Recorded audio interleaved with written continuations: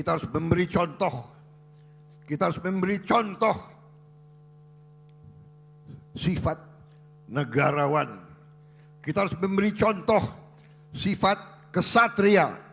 Kita harus memberi contoh sikap yang benar. Kita harus memberi contoh bahwa ikut politik bersama Gerindra itu adalah politik yang lurus, politik yang benar, politik yang tidak pernah mau berkhianat, tidak pernah mau menipu. Ada yang mengatakan politik itu kotor, silahkan. Kita memilih politik yang bersih, politik yang lurus. Ada yang mengatakan Prabowo sering dibohongi, Prabowo sering dikhianati. Tidak ada masalah. Yang penting adalah Prabowo tidak bohong dan tidak berkhianat.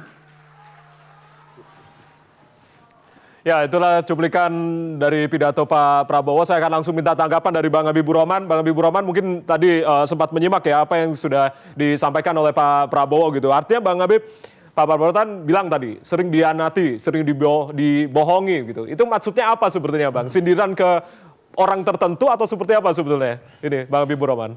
Nah, berkali-kali klarifikasi soal ini bahwa itu hal umum yang beliau sampaikan terkait nilai-nilai kegerindraan. Oke. Jadi kan waktu itu dibahas soal sumpah kader, soal namanya ada jati diri kader Gerindra. Isinya antara lain kader Gerindra kita tidak bersikap khianat, kita menjaga kepercayaan, kita bersikap rendah hati dan lain sebagainya. Jadi itu bagian dari ajaran-ajaran Pak Prabowo kepada kader-kadernya, hal yang memang sering kami terima dalam event-event pendidikan politik partai. Jadi tentu Pak Prabowo nggak akan pernah menyindir-nyindir orang, ya, nggak akan pernah menuduh-nuduh orang. Yang disampaikan itu hal umum, ya. Artinya tidak ada kaitannya dengan perjanjian antara Mas Anies dengan Pak Prabowo atau seperti apa sebetulnya, Bang? Tidak tahu, apalagi waktu itu kan masih ulang tahun, belum ada soal-soal begituan. Itu kan pernyataan waktu ulang tahun yang Anda putar tadi. Ya. Di ulang tahun sebetulnya, kalau nggak salah peresmian posko Bapilu yang di Selipi. Itu kalau nggak salah itu masih jauh dari hal-hal seperti itu. Beliau sudah ngomong itu. Beberapa bulan sebelumnya pun beliau ngomong seperti itu. Gitu. Jadi memang itu bagian refleksi juga sejarah hidup beliau. Kalau ada orang katanya kan mengatakan Pak Prabowo dikhianati, dibohongi, yang penting kita tidak berkhianat, kita tidak berbohong. Oke. Kurang lebih ajarannya seperti itu. Baik, ajarannya seperti itu, Pak Prabowo tidak berbohong, tidak berkhianat begitu. Tapi Bang, kalau berbicara terkait dengan perjanjian antara Mas Anies, Pak Prabowo dan juga Bang Sandi ini sebetulnya ada begitu ya? Secara fisik ada begitu perjanjian itu ya?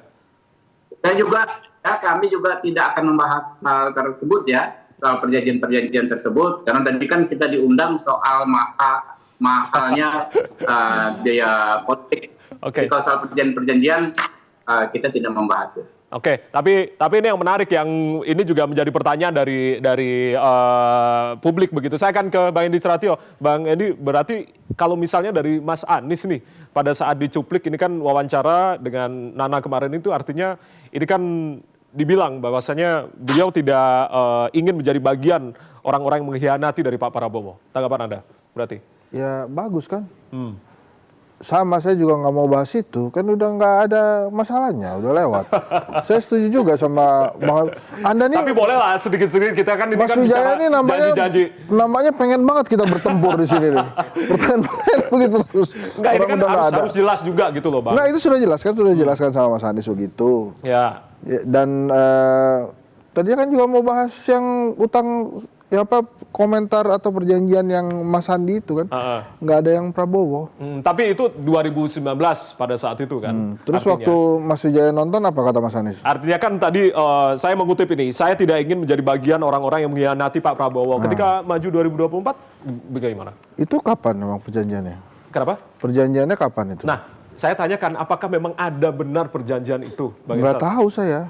Kalau saya nggak tahu, saya ngomong nggak tahu daripada saya salah. Oke, berarti artinya tidak tahu begitu terkait dengan perjanjian tadi ya. Iya, nggak tahu. Bang Fahri kalau menanggapi terkait dengan perjanjian antara Pak Prabowo dan juga kita makin Mas lama Anies, Bang Sari. kita harus memformalisasi mekanisme politik pemilu kita ini secara lebih profesional. Dan sebaiknya semakin lama semuanya itu dikerjakan di depan layar, di depan publik begitu. Tidak boleh ada perjanjian-perjanjian di luar itu. Karena nothing personal di sini. Jadi pemilu, partai politik, negara itu semuanya adalah ruang publik. Karena itu tidak boleh ada sesuatu yang kita buat tanpa sepengetahuan rakyat. Nggak boleh itu. Negara demokrasi yang matang itu, hanya melakukan semua hal itu di depan publik. Nah, itu sebabnya kan saya mengusulkan itu. Nanti ini mudah-mudahan Bawaslu bisa mengajak KPU untuk sedikit mengoreksi jadwal lah ya. Kan jadwal itu menurut saya dibagi 3 tahap. Tahap pertama itu, mumpung partai politik ini sudah resmi, nomor sudah dapat, mereka sudah pasti masuk ke kertas suara, mbok ya partai politiknya itu beradu ide dulu. Mereka itu nanti mau nyari orang seperti apa, itu biarkan partai politiknya dulu yang bicara gitu loh. Sehingga nanti ketika terjadi perjodohan lah kira-kira antara partai politik dengan kandidat, maka kita melihat mana yang maksa, mana yang sebenarnya itu diniatkan dari awal begitu. Jadi maksud maksa ini berarti siapa nih? Ya nggak tahu, tapi yang jelas kita mesti bikin bertahap kan. Barulah tahap kedua masuk ke debat antara anggota legislatif. Kira-kira ideologi partai itu apa? Mereka menjuru bicarai partai itu seperti apa? Dan kalau mereka menjadi pejabat nanti, bagaimana mereka memandang isu-isu yang begitu banyak di negara ini? Termasuk isu pembiayaan pemilu, pemilu bersih dan sebagainya. Nah, barulah yang terakhir antara partai politik, caleg dengan capresnya itu, karena pemilu kita masih berlangsung serempak, bikinlah nota perjanjian di antara mereka. Yang nota perjanjian itu sekali lagi dasarnya adalah sesuatu yang ada di hadapan publik. Nah ini yang saya kritik, ini tidak dilakukan karena apa? Pertama tadi itu, semua partai dan kandidat itu bingung menjawab pertanyaan siapa yang akan membiayai kampanye. Karena sistemnya kacau. Akhirnya perjanjian itu nanti terjadinya di depan bohir. Yang mengatakan udahlah saya yang bisa bayar, tapi si itu ya wakilnya ya. Tapi nanti tolong kamu tekan ini nanti menteri ininya si itu ya. Saya nanti mau nyari proyek di situ kamu. Kan ini nggak boleh. Ini kita harus address dari awal, enough is enough, ini nggak boleh kita lakukan. Seorang presiden itu punya hak prerogatif, jangan diikat dari belakang. Partai politik saja tidak boleh mengikat seorang pejabat eksekutif dan legislatif dari belakang. Karena dia dipilih oleh rakyat, disumpah di depan rakyat, dan kemudian dibayar dan digaji oleh rakyat. Hak partai politik tidak ada lagi di situ. Karena dia cuma mencalonkan. Apalagi hak orang-orang yang pengusaha lah, penyumbang lah segala macam. Ini harus dihilangkan. Kalau kita mau politik kita lebih baik ke depan gitu loh. Baik, saya akan minta tanggapan dari Bang Jari langsung apa yang tadi sudah diungkapkan Bang Fahri, termasuk terakhirnya yang tadi ya. Harus idealnya begitu. Loh, tapi realitas kita realitasnya kan saat ini nggak begitu.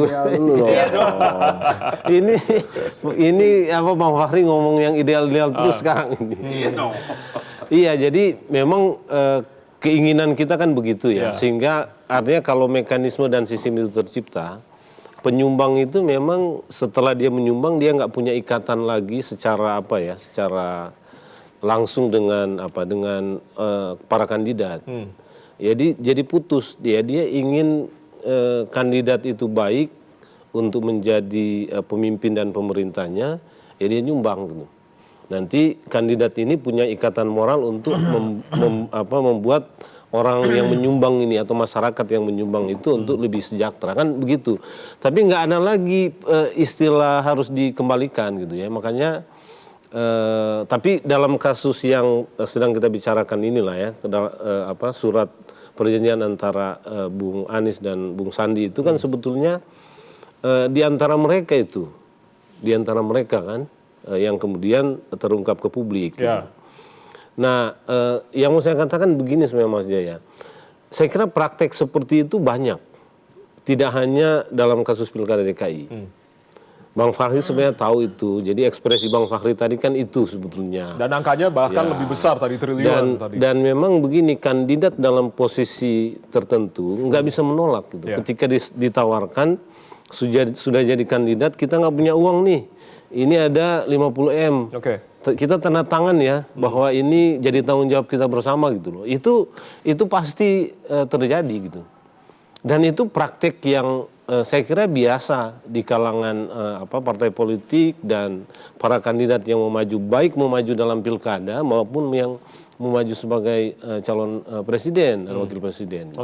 Jadi itu memang sesuatu yang biasa. Kapan itu akan berubah? Memang saya setuju kita harus menata kembali sistem pendanaan politik kita, khusus terkait dengan pendanaan dana kampanye gitu. Kalau ya memang betul Bang Habibur Rahman tadi ya, ini ada hubungannya dengan mekanisme atau sistem pemilu kita yang begitu bebas. Gitu ya. Jadi cuma kan repotnya begini Bang Fahri, mungkin Bang Fahri bisa cerita itu. Perubahan regulasi di DPR itu seringkali tidak melihat ini sebagai sebuah persoalan. Itu lebih kepada soal-soal yang terkait dengan kepentingan langsung partai politik.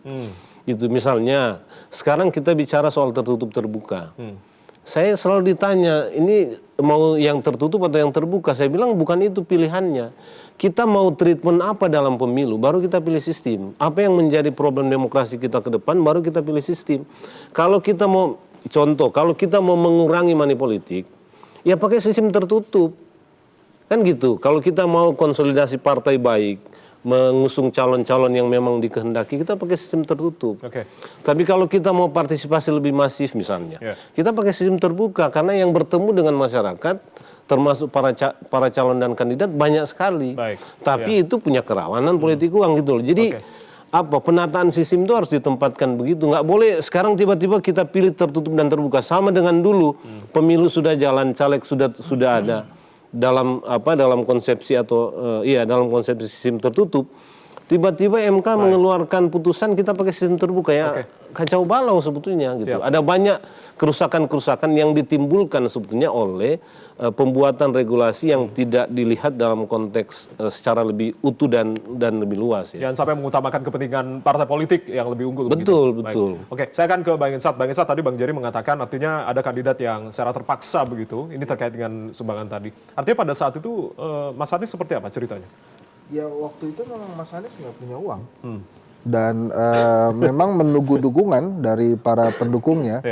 Dan pada saat itu belum terkumpul banyak, tapi kan dia harus mengeluarkan uang kan. Makanya kemudian bicara bukan ke orang lain, bicaranya ke pasangannya, ke calon wakil gubernur.